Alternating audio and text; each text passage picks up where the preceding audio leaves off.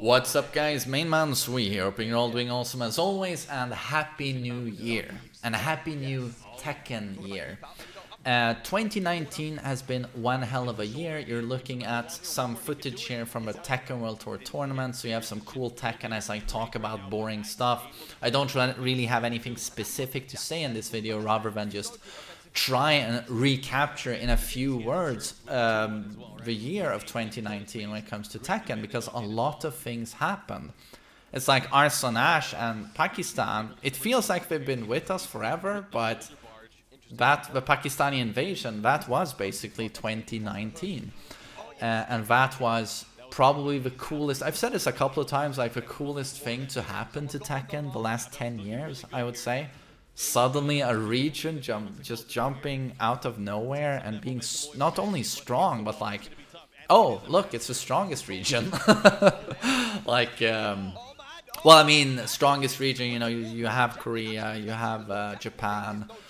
Japan did win the Tekken World Tour, but Arson Ash won back-to-back the two Evos. So I would say he's still the best player in the world.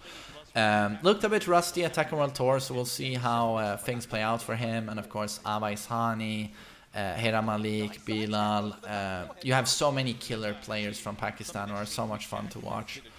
Oh, and Atif Bhatt. So I'm really looking forward to more from those guys. I want the Pakistani storyline to continue.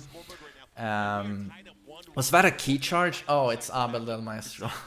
I didn't know who was playing, and I just saw a key charge, and I'm like, who is doing this? And of course, it's Abel. Great player, and Anakin, great player. Or Anakin, gotta pronounce that correctly. But so Pakistan was great, and then of course we had suddenly a very large prize pool in Tekken World Tour. It went from, I don't know how much the total was for 2018, but Rangchu won $7,500, and I think Shikurin won $75,000, 10 times as much. I mean, it's great that we're finally seeing some okay esports money in Tekken. It really deserves it. It's a really cool and hype game to watch. But can you imagine being Rangchu and like you win 1 year and you get a sum of money, and then the next year the winner gets 10 times as much? Not for playing better than you or achieving something you didn't achieve. You both achieved the same thing, but he gets 10 times more. And it's just for the luck that, oh, suddenly we have more sponsors, we've increased the prize pool. I gotta say, I would be really fucking upset with that. But it's just a reality, you know, and it's for the best what has happened, but god damn it, would I feel salty, you know, if I was him, or Kudans, who won in 2017, who probably also got $7,500, I'm guessing. But yeah, what has happened to Tekken World Tour is great, and Tekken World Tour 2020 will start in April if I'm not mistaken, and I'm hoping we get a similar prize pool or even more, and I'm certain that's going to motivate a lot of competitors to do their best yet again. And so many amazing players we've seen in 2019. Can't wait to see what they do in 2020.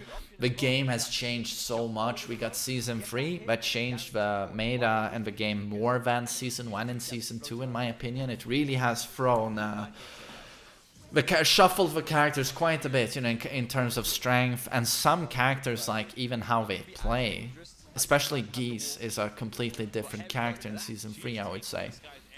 So a lot of really cool things have happened, and the question is, of course, some bad things have happened, like Leroy Smith. I can't believe I'm saying that in a video, but Leroy, the most hyped character since Jesus Christ, just a great look, charisma, and then he's released, and turns out he's not very well designed at all, his gameplay. Like, not only does he do everything, there's no execution, and he's horribly broken. So that's a massive setback on a game that has always been seen as a very, very balanced fighter indeed. Like, Tekken 7 has been one of the most well-balanced fighting games, I think, of a modern era.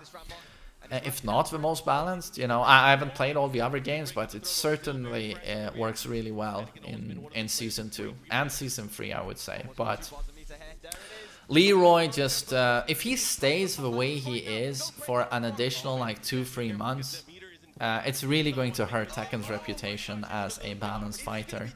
So I'm hoping they fix him very quickly, and God knows if they are even able to fix him, because I've said this multiple times, it's not going to be enough to just nerf a couple of moves, the frames. You know, we're going to have to do a lot of things.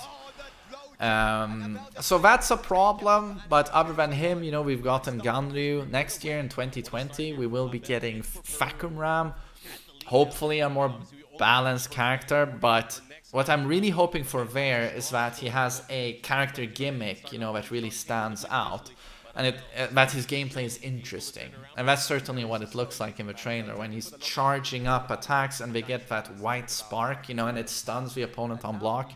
That looks very interesting. So it's a bit like Giga's charge up mechanic, although more it seems to have more of an impact. It seems to be a large part of his gameplay. So that's something to look forward to. And the Leroy nerfs, so that Leroy turns into at least a bearable character. But what hurts my heart is that he will never ever be an interesting character when it comes to his gameplay. Because that's not something nerfs are going to do. That's something that only happens through completely redesigning his gameplay. Like removing moves, altering big properties, altering execution of attacks. That's never going to happen. And that's something that has to happen to make him as interesting as I would want him to be. So that's always going to be a problem. But, you know, focusing on the positive stuff, it far outweighs the negative.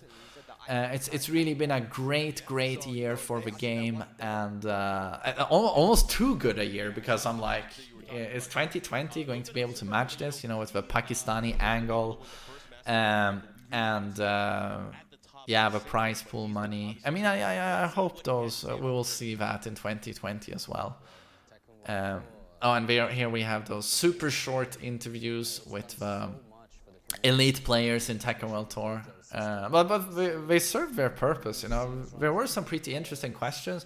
And if you haven't seen Jimmy's, like Mr. Naps, he gave a super interesting answer about how he doesn't have a lot of motivation anymore for competitive Tekken, but he tries to look back at what he did at the start of his Tekken experience, just focusing on beating the guy that was right next to him at the arcade. And it was so profound.